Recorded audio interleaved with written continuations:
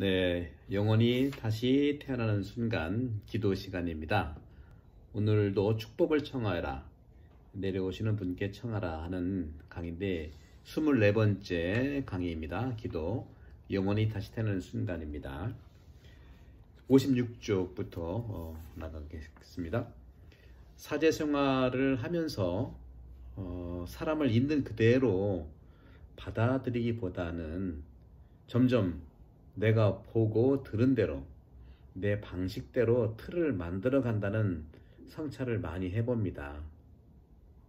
그런 모습이 약하거나 또 심하거나 어느 정도 영향을 줄 수는 있지만 반드시 내 방식이 옳다는 사고는 매우 위험하다는 걸 절실히 깨닫게 되죠. 특별히 제가 학교에서 신학교에서 오래 있다가 본당 현장에 나와 보니까 너무 제가 무지했었어요. 우리 교우들의 마음뿐만 아니라 세상을 살아가는 것에 대해서 상당히 경험이 많이 부족하구나 하는 걸 많이 느낍니다. 루카복음 초반부에서도 보게 되면 지가리야와 요셉의 결단도 역시 하느님의 방식과 거리가 있음을 볼 수가 있습니다. 노인의 몸에서 일어날 일이 아님을 알아차린 것과 마리아, 즉 처녀의 몸에서 일어날 수 없다는 생각은 당연한 것이죠. 하지만 지가리야와 요셉은 자기 방식대로 최선을 다하고 착한 그런 결정으로 처리를 했죠. 반면에 성모 마리아는 자기 방식을 주장하기보다는 질문을 했지만 늘 내려오시는 마리아에게 내려오는 하느님의 뜻에 모든 것을 내맡긴 채 마음에 담아두는 아름다운 모습으로 다가온 것이죠. 저도 이렇게 닮고 싶어요. 저도 마리아를 닮고 싶은데, 그렇다면 성모님의 이런 신념과 또 베드로의 고백이 담고 있는 뜻은 무엇일까요? 하느님의 뜻을 찾는 사람은 무엇인가를 청하면서도 지금은 그 뜻을 온전히 알지 못하지만 언젠가는 그 이상을 얻어 믿을 수 있지 않겠는가 하는 희망을 가져봅니다. 아무리 우리의 청원이 절실하고 그 이상이 높아도 우리를 향하고 있는 하느님의 뜻은 훨씬 더 깊고 넓고 위에 있는 것을 느끼죠. 그래서 성경에서 하느님은 접근이 불가능한 존재로 나타나는데 이것은 인간 편에서 단순히 접근 불가능한 어떤 봉쇄 구역의 뜻이 아닙니다. 때때로 하느님께 접근이 불가능하기 때문에 종종 무능한 하느님으로 이해되기도 하죠. 하느님은 우리와 멀리 계시기에 무능한 것이 아니라 하느님은 사랑이시기 때문에 무능하게 나타날 수밖에 없습니다. 이것은 개신교 신학자 유르겐 몰트만이 반성한 성찰 내용에서도 볼 수가 있어요. 유르겐 몰트만에 의하면 히틀러에 의해서 자행된 아우슈비츠에서의 잔인한 잔혹한 유다인 학살에 대해서 반성을 하면서 얻어낸 값진 통찰이라고 합니다. 사랑은 상대방에게 자유를 줄 수밖에 없다는 것이죠. 그 자유가 배반과 반역과 폭행으로 치달은다 하더라도 그렇게 치달은다고 한다면 함께 아파할 수밖에 없다는 것이죠. 물론 보네포 목사님은 히틀러를 미치광이로 규정을 하고 미치광이 운전자로 규정을 하고 그 미치광이 운전자를 밖으로 끌어내야 된다고 하는 관점에서 암살 계획에 참여했어요.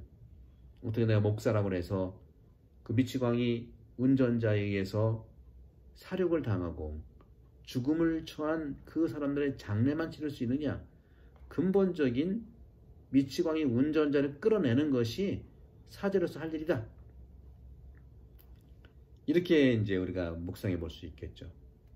또 한 가지 우리가 코로나 팬데믹 시기에도 우리가 이제 묵상해 볼 수가 있는 것은 이런 점일 것 같아요. 또 어떤 그 의문이 생기고 의구심이 생기는 것이 있죠. 왜 하느님은 코로나 바이러스를 허락했냐?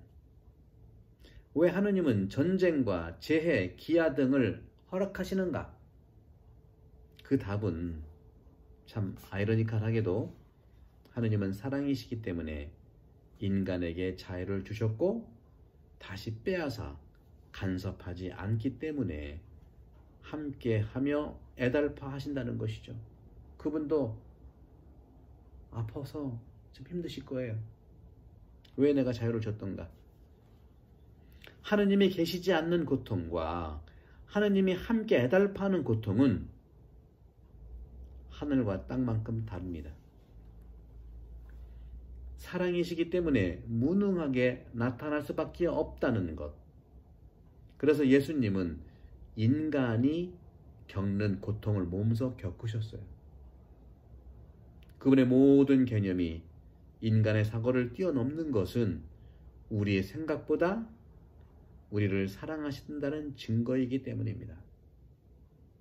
어떤 상으로도 그분을 만들거나 표현하거나 이름을 부르거나 그분을 볼 수 없다는 것은 우리가 무능력해서가 아니라 그분이 우리 능력 밖에 계시고 우리의 상상을 뛰어넘어 진정 사랑이기 때문이라는 것이죠. 그러니 우리보다 우리를 더 사랑하시는 하느님 아버지 그분께 무엇이든 청할 수 있다는 신념을 가져야 할 것입니다. 하느님께서 이 모든 것을 위해서 성경은 내려오신다는 표현을 씁니다. 구약부터 계속 내려오셨죠. 그 시나이 산에 있는 인간들 사이에 내려오셨고 바로 계약의 궤, 예루살렘의 성전, 예언자들 위, 사람의 능력 안에 하느님의 능력이 내려온 것입니다. 그래서 베드로는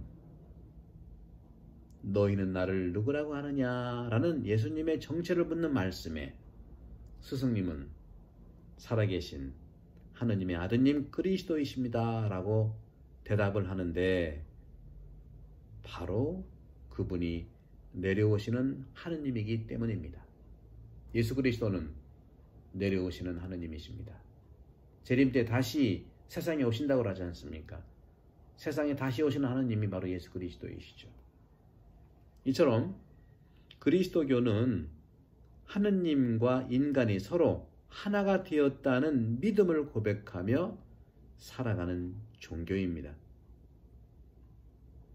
하나가 되는 모범을 살아가신 분이 바로 메시아이시고 그리스도이십니다. 그리고 그분은 하늘과 땅을 잇는 다리 브릿지이시죠.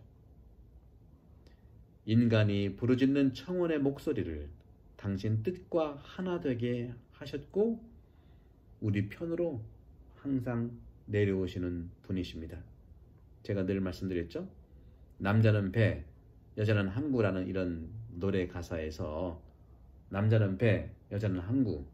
그러면 하느님은 배일까요? 항구일까요? 우리 인간은 배일까요? 항구일까요? 하고 질문을 하죠. 대부분은 하느님은 항구고 우리가 배라고 해요.